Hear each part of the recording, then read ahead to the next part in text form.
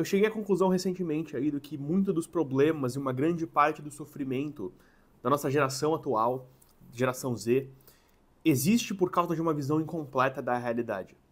E essa visão incompleta leva com que a gente olhe para as coisas erradas, persiga as coisas erradas, ame as coisas erradas, e isso causa sofrimento, isso causa depressão, isso causa ansiedade, isso causa crise de pânico, isso causa crise existencial, niilismo, falta de propósito. Todos esses problemas, geralmente, uma boa parte deles a gente pode traçar de volta a você simplesmente não estar vendo a realidade de maneira completa, você vê ela de forma amputada, de forma limitada. E se a gente resolver esse problema, se a gente entender o que é essa visão incompleta e como a gente pode completá-la, eu acredito que seja uma grande chave para que você domine a sua realidade. Para que você consiga moldar a sua vida de uma forma que vai te trazer todas essas coisas que faltam para as pessoas hoje em dia. Então hoje eu quero entrar a fundo nesses assuntos, eu quero falar sobre o que é essa visão incompleta, como que a maioria das pessoas vê e interage com o mundo, onde está o problema disso tudo e como que isso pode te ajudar. Né? Quais são os benefícios que ter essa visão completa do mundo traz para você. Então, sem mais delongas, né? Primeiro de tudo, sejam bem-vindos aqui. Hoje eu estou aqui com o meu matcha. Isso aqui é um matcha japonês, é bom pra caralho. Então vamos lá, o que é essa visão incompleta da realidade? A gente tem que voltar para Platão. Platão, ele dá um panorama muito interessante do que seria essa visão, esses níveis da realidade. Então isso é uma teoria chamada das linhas divididas de Platão. Então, vou colocar as imagens na tela para vocês aqui. Esse gráfico, assim, basicamente ele diz que os níveis de entendimento da realidade, os níveis de visão da realidade se dividem em 4. Dele sendo do primeiro sendo o menos real, por assim dizer, até o último sendo o mais real. E o que a gente tem que fazer, primeiro é entender esses tipos de, essas diferentes visões da realidade. A primeira delas sendo as ilusões, sombras e imagens. O que Platão quer dizer com isso é que muita gente, né, o nível menos real, mais baixo de entendimento da realidade, é quando a pessoa está presa em ilusões, em sombras, em imagens. Muito comum a gente ver pessoas que estão presas, por exemplo, em ideologia política. E tudo que ela vê por essa ótica, ela vê essa ilusão de é o meu partido contra o seu partido, é o meu candidato contra o seu candidato. É só isso que importa. O mundo é dividido entre apoiadores e detratores do meu partido e do meu candidato. E isso é uma vida olhando para ilusões, olhando para sombras, olhando para imagens. Você não está vendo nem o objeto real em si, você não está vendo nem as coisas como elas são materialmente. Você está só vendo as ilusões, você está só vendo as sombras. Quando você acha, por exemplo, uma pessoa que é meio paranoica, ela acha que está todo mundo atrás dela, ela acha que todo mundo tem alguma coisa contra ela e que faz as coisas para machucar ela. Ela está vivendo num mundo de sombras, num mundo de ilusões, onde ela tem essa imagem, ela tem essa ideia de que as pessoas estão atrás dela, o que não é verdade. Mas é assim que ela se orienta pelo mundo, uma vida olhando para ilusões e para impressões. O segundo nível de pensamento são os objetos materiais comuns, né, como o nosso queridíssimo Platão, o homem das costas largas, chama. Platão diz basicamente que o seu segundo nível é você conseguir olhar para as coisas como elas são e você simplesmente constatar que elas são do jeito que elas são. Entendeu? Então é você não olhar, por exemplo, para a política com essa visão romântica, com essa visão de ilusões e de sombras, olhando só para a mensagem, para as narrativas, você simplesmente olhar para como as coisas realmente são. Então, você tem esses dois partidos, mas de fato não importa quem vai ganhar, porque no final, quando entra um na presidência, todos eles se sentam juntos numa mesa e conversam e chegam a conclusões e chegam a acordos. Isso, por exemplo, seria olhar para o objeto material, o objeto comum, real da política. Então, não adianta eu ficar aqui vivendo nessa vida de ilusões e sombras, de ficar discutindo com as pessoas, se no final das contas isso não importa, não faz nenhuma diferença. Ou então, a pessoa que é de fato paranoica e de fato a pessoa que está lá achando que todo mundo está contra ela, ela olha e em vez de pensar assim, aquela pessoa me fechou no trânsito porque ela tem alguma coisa contra mim, você pode simplesmente pensar assim, puta, essa pessoa me fechou no trânsito, sei lá o que aconteceu também, foda-se. deve estar tendo um dia ruim, ela não deve ter percebido. Isso é uma visão mais objetiva, uma visão de objetos materiais comuns, das coisas que a gente vê, das coisas que a gente observa e das coisas que a gente percebe no mundo aqui, agora imediato. E aqui que está o negócio. Aqui que está o negócio. A maioria das pessoas está vivendo nessas primeiras duas camadas. Você conversa com as pessoas por aí e elas vão saber só simplesmente falar sobre essas impressões que elas têm do mundo, essas opiniões que elas têm do mundo e as coisas que elas observam e as coisas que elas sentem na hora. Então você senta com a pessoa e ela fala assim, eu estou com fome, eu estou com frio, eu estou com não sei o quê, eu estou cansado do trabalho, eu não aguento mais meu chefe, meus colegas de trabalho todos uns pau no cu do caralho, só eu trabalho naquele trabalho em grupo, miserável. Ou então, nossa, olha, você viu aquele garçom? Você viu o que não sei quem do famoso fez com outra pessoa? Então ela só tá falando sobre as coisas que ela está observando, sobre as coisas que estão acontecendo, sobre os objetos comuns e sobre as ilusões que ela tem sobre esses objetos comuns. Isso é o que Platão chama esses dois níveis de conhecimentos sensoriais, ou opiniões, ele dá esse nome, opiniões. Porque você está simplesmente olhando para as coisas e falando sobre elas. A maior parte das pessoas vive nesse nível. Essa é a visão amputada da realidade que a gente tem. Essa é a visão limitada. Porque as pessoas não têm uma visão ali do que existe por trás das coisas e do que existe acima da transcendência. Elas olham só para o material. E óbvio que você vai... Porra, se tu olha para um bagulho que tá sempre acabando, que sempre se desintegra, que sempre corrói com o tempo, quando você olha para isso, não tem como você não ter niilismo, não tem como você ter a impressão de que nada faz sentido. Ah, vou conseguir todo esse dinheiro para quê? Vou trabalhar para me sustentar e ganhar dinheiro para quê? Se no final de tudo todo mundo morrer e todo mundo vai pro mesmo lugar? Isso, bicho, por isso é óbvio que as pessoas têm crises de ansiedade, pânico, depressão, porque elas estão olhando pro mundo de uma maneira limitada. Elas estão olhando pro mundo só por só por metade do bagulho. Elas não estão vendo todos os níveis de pensamento. Elas não entendem tudo que há. Elas só veem uma pequena parcela. É você tentar ver só a ponta da tromba do elefante. É você ver um pedaço da tromba do elefante e você tem que adivinhar que aquilo é um elefante. Entendeu? As pessoas não conseguem. Porque é muito mais difícil. Às vezes você acerta. Às vezes você consegue fazer as coisas corretas. Mas, mesmo fazendo as coisas corretas, se você não entende o que há por trás daquilo, você não vê aquilo que você está fazendo como um todo, completamente, não tem como você se sentir satisfeito com aquilo. Você vai ter as coisas e você vai continuar insatisfeito. Você vai ter o carro, você vai ter o trabalho, você vai ter a casa, você vai ter a família e vai sentir que falta aquela alguma coisa ali dentro porque você não entende, porque você não viu, você só conseguiu as coisas.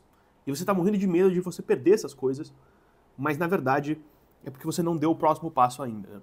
Os próximos dois níveis é o que Platão chama de conhecimento real. E o terceiro nível seria o nível das abstrações.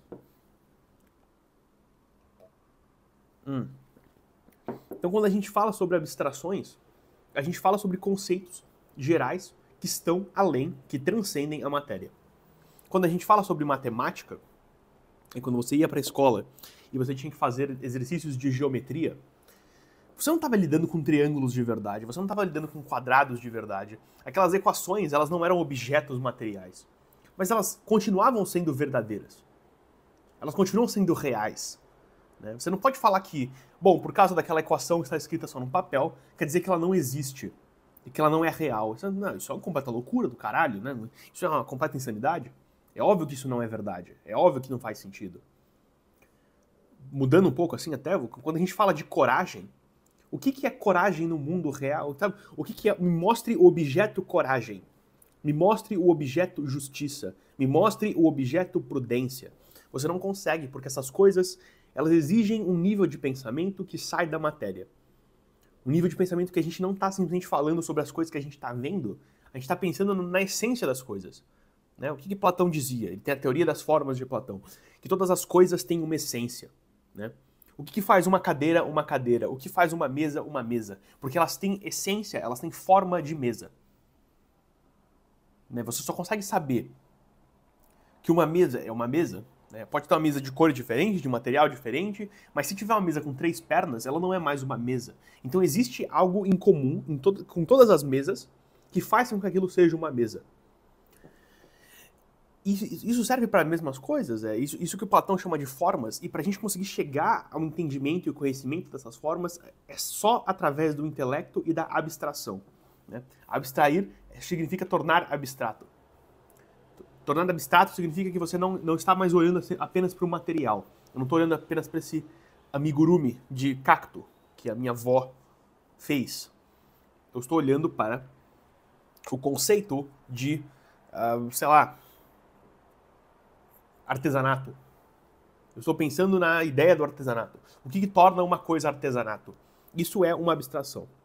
As fórmulas matemáticas que a gente fazia na escola, elas continuam sendo reais, mas elas exigem um nível de abstração. Por isso que tanta gente tinha dificuldade com matemática, bicho. Pensa comigo, porra. É óbvio. É óbvio. As pessoas tinham muita dificuldade com matemática porque elas não conseguiam pensar de forma abstrata. Nunca foi ensinado pra você pensar de forma abstrata, entendeu? A gente tem uma cultura que é muito, assim, utilitarista. Que é muito, porra, material e as coisas têm que servir pra alguma coisa no mundo ali. Né? Você vai pra escola pra tirar nota, pra passar na faculdade, pra conseguir um trabalho. É tipo, foda-se a educação por si mesma. Foda-se o conhecimento, foda-se a verdade. O que importa é assim, essa merda que eu tô aprendendo aqui vai me ajudar no trabalho? É tipo, bicho, não, né? Mas acorda. Não é pra isso que você tá aprendendo essa porra. Então, abstrações, elas são esse terceiro nível, e é por meio dela que a gente consegue chegar no último nível, que talvez até seja uma coisa meio utópica, esse último nível, né, meio idealista, que é as formas puras em si mesma. Então a gente pode sentar aqui e a gente pode falar sobre, pô, galera, o que faz uma mesa uma mesa? O que faz, agora dando um passo mais, agora que vai fazer um pouco mais de sentido, qual que é a forma de um ser humano?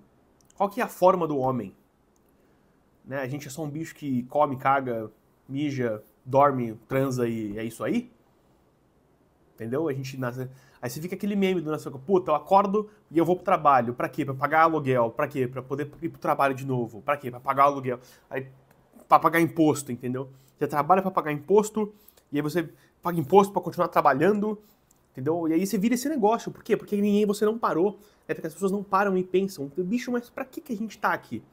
Qual que é a forma do ser humano? Qual que é a essência de um ser humano? O que faz eu diferente de uma máquina?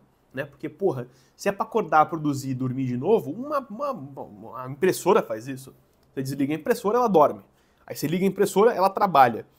Né? Pra que ela ligou? Pra trabalhar. E aí você desliga pra quê? Pra ela ter mais negócio pra poder trabalhar de novo. Entendeu? Eu não sou uma impressora. Você não é uma impressora, senão não estaria vendo meu vídeo. Então, onde está a essência do homem? A gente não fala sobre isso. Esse é o quarto nível do conhecimento, que é quando você, através dessa capacidade de abstração, você chega no entendimento das formas. Você consegue entender, bicho, ok, essa é a forma do homem. É para isso que a gente existe. Somos seres com um espírito racional que busca pela verdade. Essa é a nossa forma. Aí tudo faz sentido, mano, entendeu? As coisas meio se encaixam. E as coisas começam a fazer mais sentido. Aí você entende por que você trabalha. Você não trabalha simplesmente pra poder pagar aluguel, pra poder trabalhar de novo, pra poder pagar aluguel. Você trabalha porque está na forma do homem produzir. Está na forma do homem ser útil para os outros homens.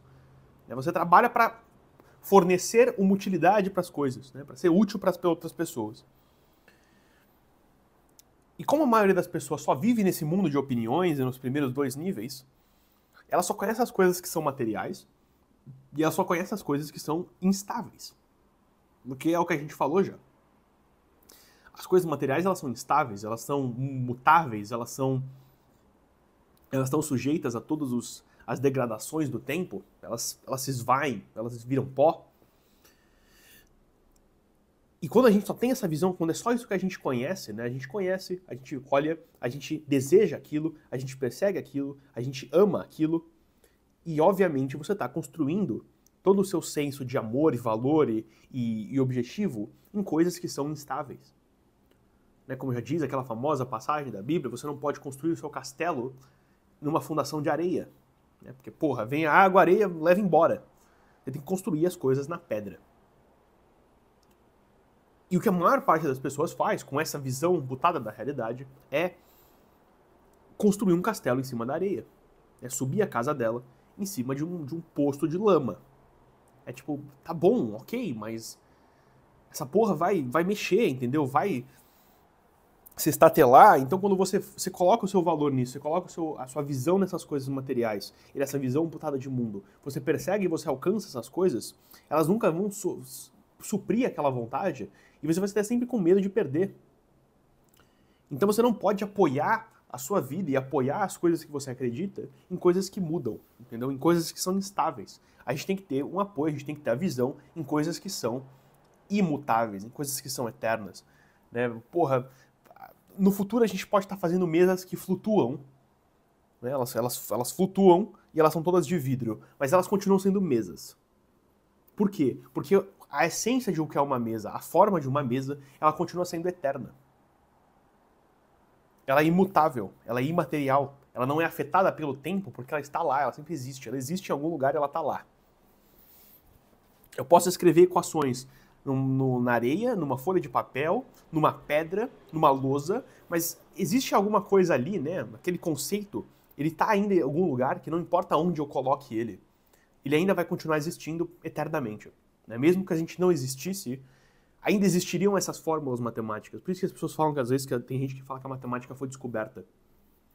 Porque esses conceitos existem. Ponto. Né? A é igual a A. 2 mais 2 é igual a 4. Mesmo se não existissem humanos no mundo.